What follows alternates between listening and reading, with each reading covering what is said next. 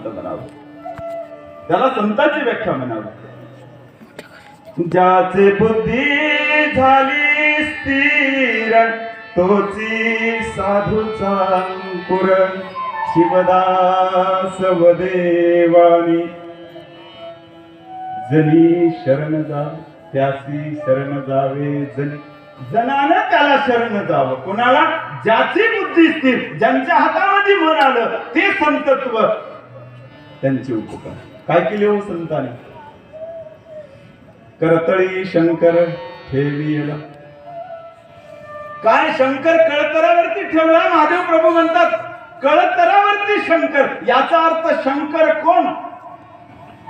कर्पूर गौरम करुणावतारम संसार सारम भुजगेंद्रहारम सदा वसंतम हृदयारविंदे भवं भवानी चैतन्यमामि नमितकान्तं ब्रह्मशन्दं विद्यादिदेवं महापापनाशं चिताभस्मलेपं नमामि.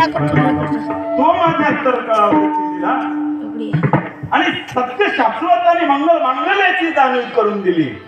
तत्वमसी पदमद दाखविले श्रवणिते बीज रोपिले. बीज रोपवलं माझ्या कानामध्ये आणि माऊली पुढे जाऊन सांगतात त्याने आपणा समान तुकी केले तुका वाचले ते सुख बोलवे. त्या संतांचे उपकार ते आणि त्या खऱ्या अर्थानं संत उपकाराच्या काय करते सांगू. संतांचं परिमार्जन या देहावरती झालं तर देवत्व प्रदान होतं. खऱ्या अर्थानं आमच्या जीवनामध्ये बाह्य दृष्टी आम्हाला दुःखकारक नाही, अंतरंगाची दृष्टी आमच्यासाठी दुःखकारक आहे.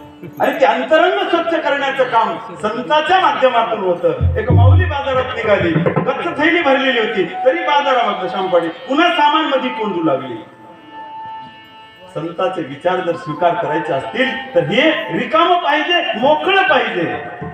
तरी ते हृदय भरले घनदाट